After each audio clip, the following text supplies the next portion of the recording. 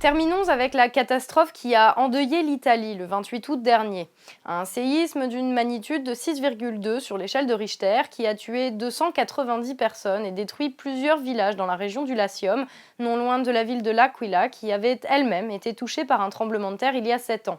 Mais alors que la population pleure ses morts et tente de s'organiser, beaucoup d'interrogations commencent à émerger sur les causes d'un bilan aussi lourd. En effet, s'il est bien sûr impossible de prévoir le moment et l'endroit exact où auront lieu ce type de catastrophe naturelle, certaines mesures de prévention peuvent en effet être prises pour en limiter les impacts sur les bâtiments et donc limiter les coûts en termes de vie. Aujourd'hui, on peut tremblement de terre. construire des bâtiments qui sont capables de résister à un tel tremblement de terre. Absolument, il suffit de regarder ce qui s'est passé en 2011 au Japon, Oui. où les bâtiments ont très bien résisté au tremblement de terre qui était pourtant 30 000 fois plus énergétique que celui-ci.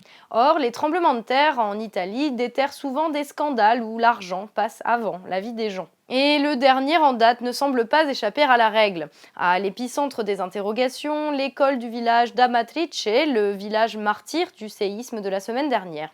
Une école qui avait déjà subi des dégâts lors du séisme de 2009 et qui avait été entièrement rénovée en 2012 pour être mise aux normes antisismiques au point d'être identifiée comme refuge sûr dans le plan mis en place par la protection civile en cas de tremblement de terre. Une rénovation qui n'a pas empêché l'effondrement de l'école ce 28 août, alors même que les normes antisismiques sont supposées suffisamment élevées pour empêcher cela. Et alors que les travaux avaient coûté 500 000 € d'argent public, les Italiens commencent à suspecter un détournement de cet argent au profit d'entreprises de construction peu regardantes sur les normes de sécurité. Il faut dire que ce ne serait pas la première fois dans le pays. En 2013, une commission du Parlement européen avait ainsi mis en évidence une mauvaise utilisation de 500 millions d'euros d'aides européennes à la reconstruction.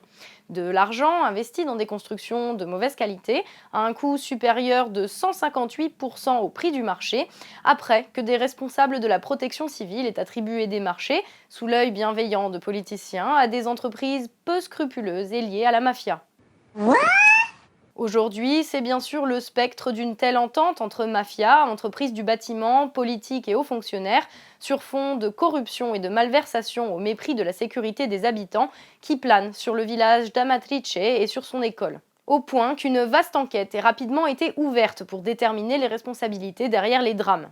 En parallèle, la reconstruction devra commencer. Reste à savoir si propriétaires et pouvoirs publics décideront enfin de mettre les moyens suffisants pour assurer la sécurité des habitants ou si nous repartirons sur un nouveau cycle de magouilles jusqu'au prochain séisme. Sous l'ère Berlusconi, où le chef de l'État était lui-même impliqué dans des affaires de corruption et sous les mandats de ses deux successeurs, mis en place pour assurer les compressions budgétaires demandées par la Commission européenne, la question avait été vite tranchée. Il va également s'agir de coupes dans les budgets des collectivités locales. Ça aussi, ça va affecter une certaine partie des Italiens. Et puis le mécontentement vient également du fait que de ce plan d'austérité a disparu une mesure, la taxe de solidarité qui était prévue pour les ménages les plus aisés.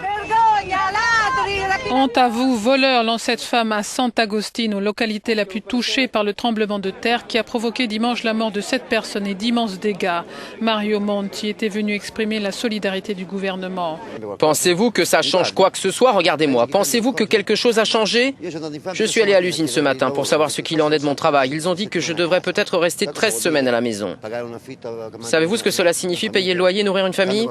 Est-ce que quelque chose a changé pour lui? Il rentre à la maison avec son costume, nous restons ici. Aujourd'hui, entre sécurité et économie, la balle est dans le camp du nouveau gouvernement. Affaire à suivre donc.